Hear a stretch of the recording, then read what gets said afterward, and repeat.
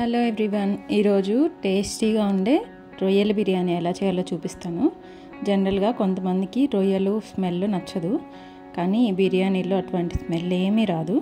ఇవి 1/2 kg రొయ్యలు, almost 50 pieces ఉన్నాయి. దీంట్లోకి వాటర్ పోసుకొని సాల్ట్ కొంచెం పసుపు వేసుకొని ఒకసారి కలిపేసి రొయ్యల్ని హై ఫ్లేమ్ మీదే ఉడికించుకోండి. ఒక 5 minutes ఉడికాక రొయ్యలు ఇలా ముడుచుకుపోయి ఉంటాయి. వీటిని పక్కకి ఒక గిన్నెలో తీసుకొని పెట్టుకోండి. ఆ తర్వాత 2 glasses రైస్ని శుభ్రంగా కడుక్కొని నానబెట్టుకొని ఉంచుకోండి. నేను బాస్మతి రైస్ తీసుకున్నాను, నార్మల్ రైస్ అయినా తీసుకోవచ్చు. ఇప్పుడు ఒక అడుగు మందంగా ఉండే గిన్నెని తీసుకొని దీంట్లోకి ఒక 2 tablespoon నెయ్యి అలాగే నూనెను కూడా వేసుకోండి. ఇప్పుడు దీంట్లోకి సన్నగా తరిగి పెట్టుకున్న ఉల్లిపాయలను వేసి కలుపుకుంటూ గోల్డెన్ బ్రౌన్ కలర్లోకి వచ్చే వరకు వేయించుకోండి. ఇలాగా వేయించుకున్న తర్వాత నేను కొన్ని ఫ్రైడ్ ఆనియన్స్ కోసమని పక్కకు తీసి పెడుతున్నాను. నాకు ఫ్రైడ్ ఆనియన్స్ తినడం అంటే ఇష్టం, అండ్ పైన గార్నిష్ చేసుకోవడానికి కూడా బాగుంటాయి.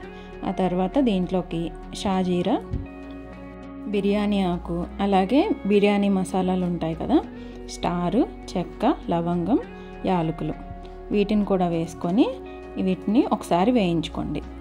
ఈ బిర్యానీ మసాలాలు వేయించుకున్న తర్వాత దీంట్లోకి 1 tablespoon అల్లం వెల్లుల్లి పేస్ట్, ఒక సన్నగా తరిగిన చిన్న టమాటాను కూడా వేసుకోండి. అల్లం వెల్లుల్లి పేస్టు, టమాటాలు వేయించుకోండి. అల్లం వెల్లుల్లి పేస్టు పచ్చివాసన పోయే వరకు వేయించుకోండి. ఆ తర్వాత దీంట్లోకి 1/2 tablespoon కారము, పసుపు, 1/2 teaspoon సాల్ట్, అలాగే కొంచెం గరం మసాలా, 1 teaspoon వేయించిన ధనియాల పొడి. ఈ మసాలాలన్నీ ఆయిల్ బయటకు వచ్చే వరకు వేయించుకోండి. ఒక 5 minutes టైం పడుతుంది. ఇప్పుడు మనం ఉడికించి పెట్టుకున్న రొయ్యల్ని వేసుకొని ఒకసారి మొత్తం అంతా బాగా కలుపుకోండి.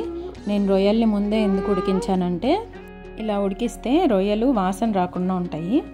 నేను రొయ్యలతో కూర చేసేటప్పుడు కూడా ఇలాగే ఉడికించి వేస్తాను.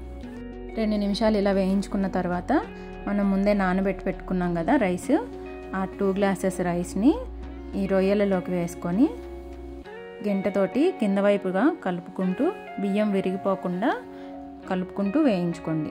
వీటిని ఒక 2 minutes పాటు వేయించుకుంటే బిర్యానీ టేస్ట్గా ఉంటుంది. వేయించుకున్న తర్వాత బాస్మతి రైస్ అయితే గ్లాసుకి 1.5 glass వాటర్, నేను 2 glasses తీసుకున్నా కదా, అందుకనే 3 glasses వాటర్ వేసుకున్నాను. నార్మల్ రైస్ అయితే 1కి 2 వేసుకోండి.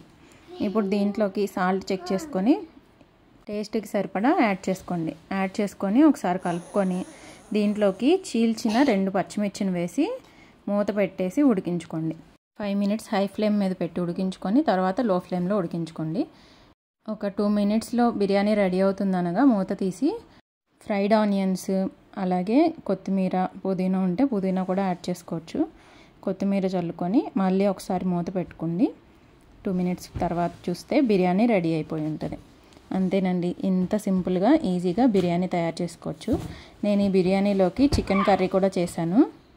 మీరు కూడా ట్రై చేసి ఎలా కుదిరిందో కమెంట్ చేయండి. అలాగే ఛానల్ని సబ్స్క్రైబ్ చేసుకోండి.